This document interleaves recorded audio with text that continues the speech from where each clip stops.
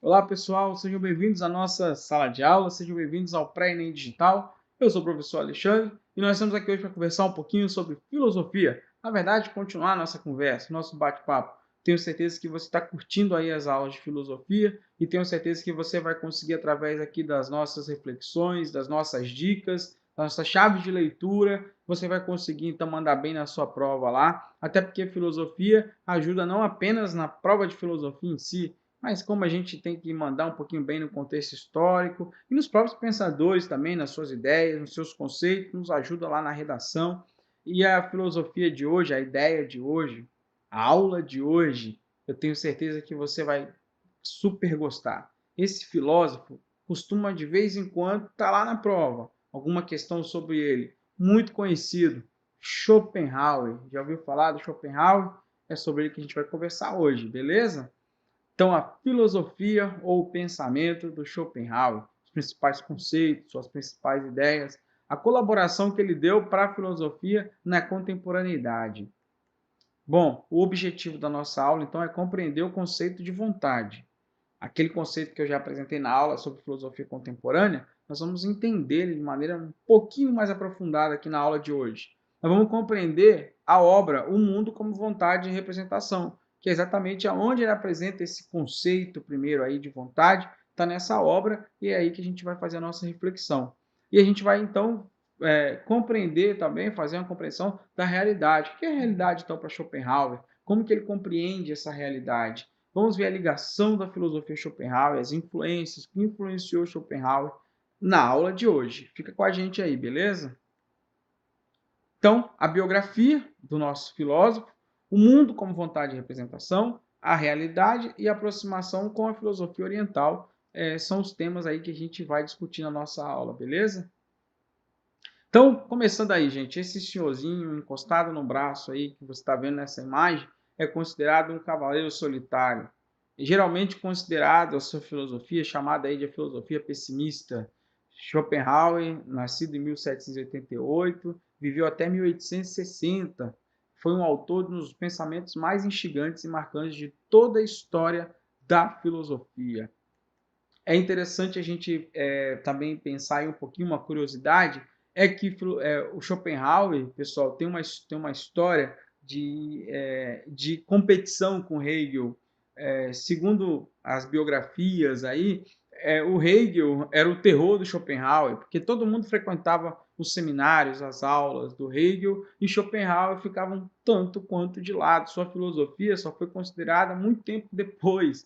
Então, nos momentos ali da sua produção, ele não tinha tanta audiência para poder assistir às suas apresentações, seus seminários. Então, ele teve que esperar muito para poder encontrar reconhecimento das suas obras.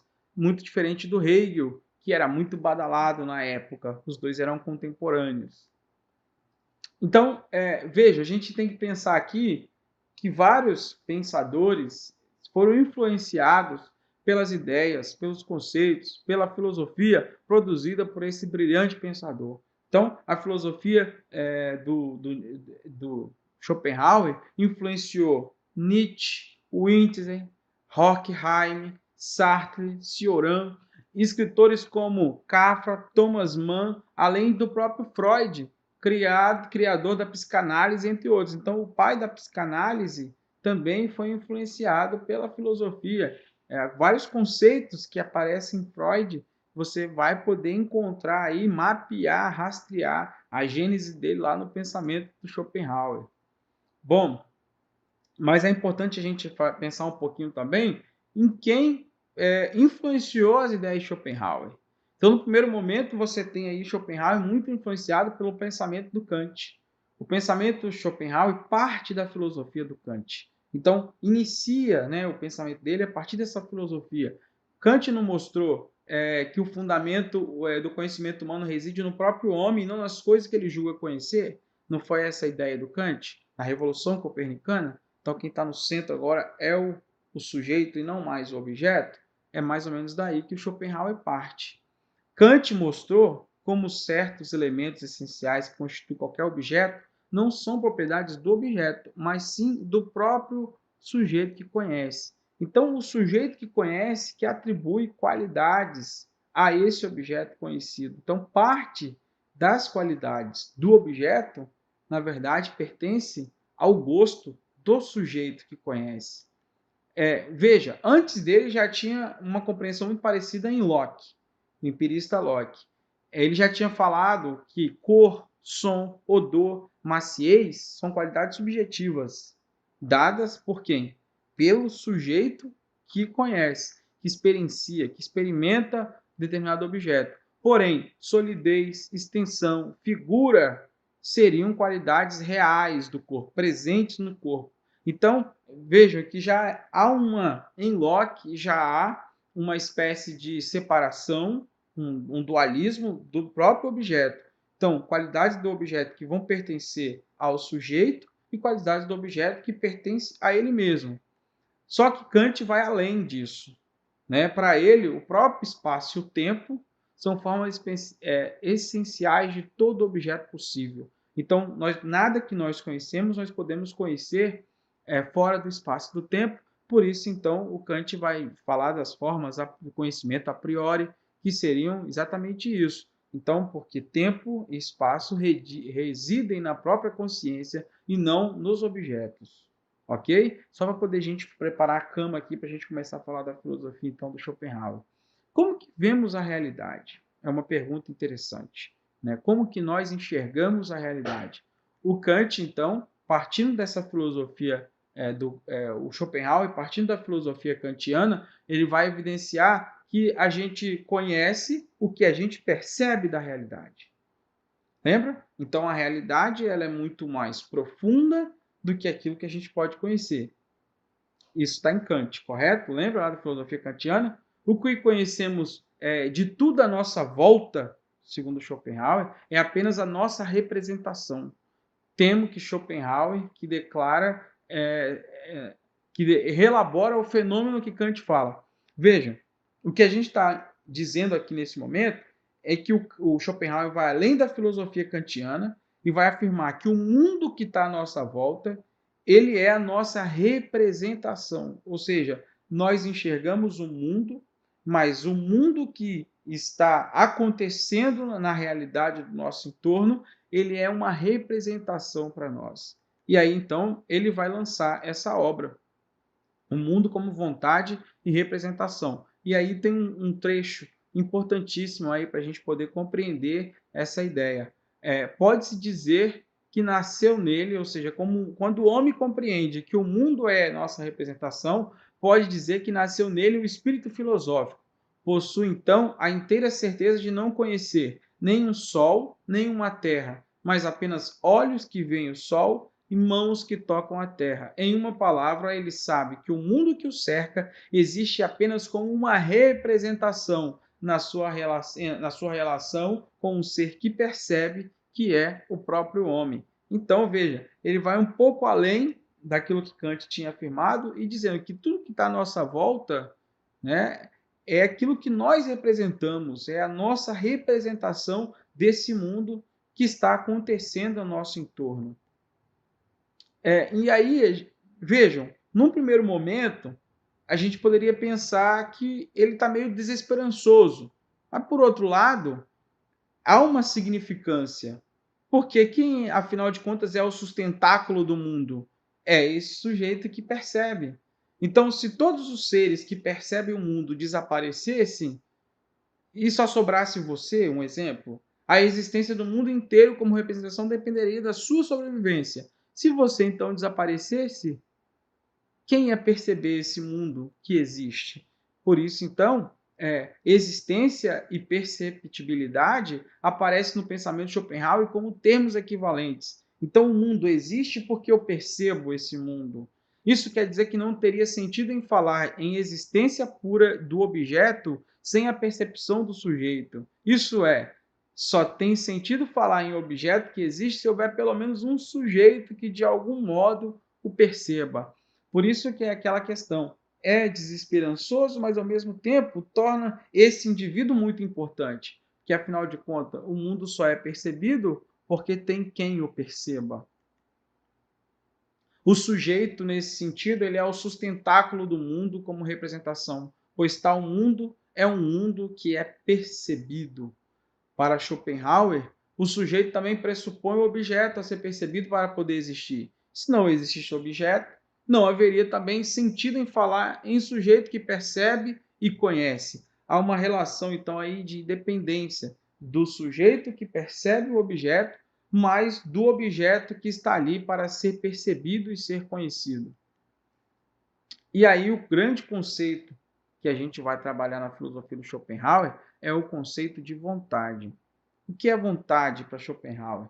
A vontade é um impulso cego que está presente não só no ser humano, não só na humanidade, mas em tudo que existe à nossa volta é regido por essa vontade, por esse impulso que faz com que tudo que está à nossa volta seja exatamente da maneira que é a coisa em si. A vontade, então, em Schopenhauer, é um impulso cego, um ímpeto, uma força vital, esforço de vida, um querer viver incessante, que seria o fundo íntimo e essencial de todo o universo. Então, para Schopenhauer, essa vontade ela é mais do que como nós compreendemos a vontade, um gosto, um desejo. Não, a vontade ela perpassa o ser humano, está presente em todo o universo e é uma força vital que conduz tudo à própria existência e o motor do universo. E a gente poderia então compreender a partir de uma citação que o Schopenhauer faz. O universo inteiro seria manifestação e expressão da vontade. Ela é o que seria o fundo essencial de todos os fenômenos. Então, tudo que existe, essa força que faz, que dá a energia para as coisas se moverem, se movimentarem, para Schopenhauer tem origem nesse conceito aí que ele chama de vontade.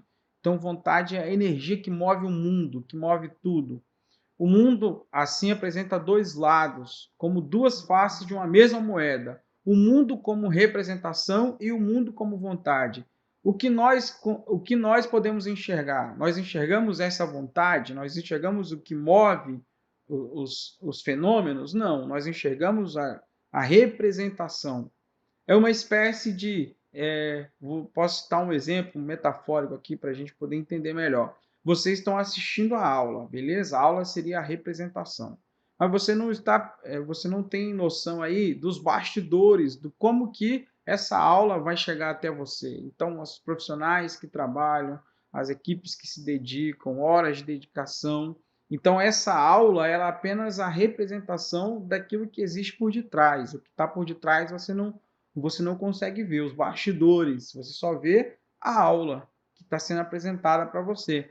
Mas, para além dessa aula, existe todo um preparo, tudo que foi preparado. Seria mais ou menos assim: o mundo tem duas faces. O mundo da representação, a maneira como nós enxergamos o mundo, e existe os bastidores desse mundo, que seria a essência do mundo, seria o que faz esse mundo ser do jeito que ele é. Isso seria, para Schopenhauer, a vontade. Então, esse ímpeto, essa energia, aquilo que dá a organização ou não a realidade que nós percebemos e não a realidade tal como ela é. Lembra que o mundo é como vontade e representação. Nós temos acesso às representações, né? Nós temos acesso à perceptibilidade, como que nós percebemos, mas a coisa em si seria essa vontade, esse impulso, essa energia que move tudo que está ao nosso entorno. E aí, vejam só, aí a gente vai usar algumas citações do Kant, nossa aula vai ser um pouquinho diferente, porque aí a gente vai apresentando os conceitos dele a partir das ideias que ele mesmo acaba apresentando para a gente nos seus textos. Ó, quanto menos inteligente o homem é, menos misteriosa a existência lhe parece. Então veja só, olha que interessante esse pensamento dele. Está exatamente permeado dessa noção que eu acabei de apresentar. Por quê?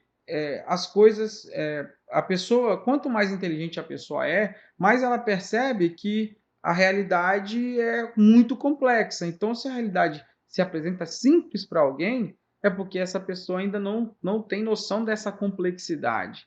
Porque quanto mais inteligente você percebe da complexidade que está por detrás daquilo que se representa para nós, da nossa percepção das realidades que está à nossa volta, daquilo que é necessário existir para que o espetáculo da vida e da própria existência aconteça, né? O que vem antes, né? O que dá suporte a nossa expectação da realidade que está ao nosso entorno. Então, quanto mais inteligente essa pessoa se torna, mais ela percebe que a existência é mais misteriosa. E aí, olha só que interessante. Enquanto estivermos entregues à multidão dos desejos, com suas esperanças e temores constantes, nunca obteremos a felicidade ou a paz duradoura. Eu coloquei uma imagem ali que nos aproxima da cultura oriental, que é exatamente isso. A filosofia de Schopenhauer vai se aproximar muito da filosofia e dos ideais budistas, por exemplo, naquela noção do desejo e do apego como a causa do sofrimento. O que é a causa do sofrimento humano? É o desejo, né? O Schopenhauer vai dizer o seguinte, que esse desejo desenfreado é o que vai trazer, como um mendigo, ele vai usar essa expressão, mendigo que recebe a esmola hoje, mas amanhã ele está novamente pedindo a esmola de novo. Por quê? O que o desejo faz? No momento em que o desejo é saciado, o que acontece? Ele já não é mais... Se a pessoa vive na busca do desejo, né, o tempo todo da satisfação dos desejos, o que acontece? Essa pessoa ela vai ser infeliz. Por quê? Ela vai estar sempre na falta. Porque a hora que um desejo for saciado, novamente ela vai produzir um outro desejo e um outro desejo, uma outra vontade, um outro desejo, e esse sofrimento vai sendo sempre adiado e esse ser humano vai ser esse ser humano angustiado. Então, que é a alegria para Schopenhauer tenta controlar, tenta frear o desejo, que é exatamente o que vai ensinar a filosofia, os ensinamentos aí da filosofia oriental, filosofia budista, ok? Olha que interessante uma outra frase dele para a gente entender. Quem, portanto, não ama a solidão, também não ama a liberdade. Apenas quando se está só é que se está livre. Cada um fugirá, suportará ou amará a solidão na proporção exata do valor de sua personalidade. Pois, na solidão, o indivíduo mesquinho sente toda a sua mesquinhez, o grande espírito toda a sua grandeza. Numa palavra, cada um sente o que é. Engraçado que tem duas situações importantes para a gente refletir sobre esse pensamento de Schopenhauer. Primeiro, uma frase dele muito interessante que complementa isso aí. Ele vai pegar aquela parte dos escritos sagrados cristãos que fala livrai-nos, quando ele fala bem assim, livrai-nos do mal, aliás, quando ele diz lá nos textos bíblicos, né, do cristianismo, não nos deixe cair em tentação, é como se estivesse dizendo, não deixa-nos ser quem realmente somos, né? Então é exatamente isso, do confronto que o ser humano tem com ele mesmo. O outro é uma metáfora que ele vai contar dos espinhos, né? Que ele conta que ele estava numa região e ele viu uma cena muito engraçada, que eram vários porcos espinhos e aí estava muito frio e eles se juntavam, mas quando eles se juntavam, um acabava espetando o outro. E eles faziam o quê? Se afastavam novamente. Mas o frio era muito grande, eles precisavam fazer o quê para se aquecer? Se juntar de novo.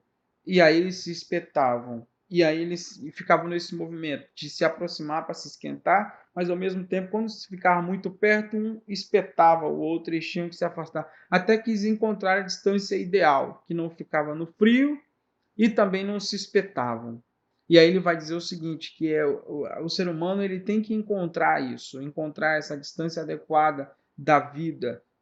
Mas o Schopenhauer é conhecido aí como o filósofo do pessimismo, ele vai, de certa forma, idealizar a solidão, falar muito da solidão. O Schopenhauer, considerado aí o filósofo do pessimismo, ele vai, de certa forma, idealizar a solidão e dar uma valorizada nessa questão e, portanto, nessa reflexão fica o objetivo, que é um programa de autoconhecimento do sujeito, de se perceber a sua própria individualidade. Pois então, nós temos aí mais uma citação do nosso pensador de hoje, né, do filósofo que nós estamos trabalhando nessa aula, que é o Schopenhauer. Tem ali a imagem daquele quadro famoso, né, O Grito, E a citação dele, ela é importante para a gente entender o pensamento de Schopenhauer no que diz respeito a essa questão que o ser humano, para ser feliz, precisa controlar o desejo. Porque olha só, querer sem motivo, sofrer sempre, lutar sempre, depois morrer e assim sucessivamente, pelos séculos do século, até que o nosso planeta se faça invocado. Então ele está exatamente relatando isso, que o desejo vai provocar infelicidade no ser humano, porque o desejo vai levar a uma insaciedade. Cada vez que você tem o desejo saciado, você vai querer um outro desejo, um outro desejo, um outro desejo. Então, segundo Schopenhauer, a felicidade não está na realização dos desejos, mas exatamente no contrário, no controle dos desejos. É no controlando esse desejo que esse ser humano encontra a felicidade e não na realização desse desejo ou na falsa sensação de felicidade que uma realização de um desejo alcançado pode trazer. E aí, para a gente poder então encerrar, vejam só uma outra citação importante. O homem nunca é feliz, passa a vida inteira lutando por algo que acha que vai fazê-lo feliz. Não consegue, e quando consegue, fica desapontado. Ele é um náufrago e chega ao porto de destino sem mastros nem cordames. Não interessa mais se ele foi feliz ou infeliz, pois a vida foi sempre apenas o presente, que estava sempre sumindo e agora terminou. Então, exatamente, ele retrata mais uma vez exatamente dessa condição humana, dessa busca desenfreada pela satisfação do desejo. Se você vive uma vida, ele vai dizer que é uma vida infeliz essa vida, porque o ser humano nunca é saciado, ele nunca vai conseguir ser saciado. Ele é um ser incompleto e ele precisa então, para poder encontrar essa felicidade ou essa satisfação, controlando esse ímpeto que leva ele a cada vez mais se satisfazer por meio da busca pelo prazer e pelo desejo. Bom, pessoal, esse foi o Schopenhauer, suas principais ideias, seu pensamento, seus conceitos. E é isso aí. Espero que você tenha curtido essa aula, tenha gostado desse filósofo, das ideias que ele tem, que ele trouxe para nós e como que ele colaborou para essa filosofia contemporânea, como que ele fez com que nós tivéssemos uma nova visão do ser humano e compreensão dessa questão mais íntima de cada um de nós. É isso aí, muito obrigado por ter nos acompanhado até aqui e até o nosso próximo encontro, beleza? Um grande abraço!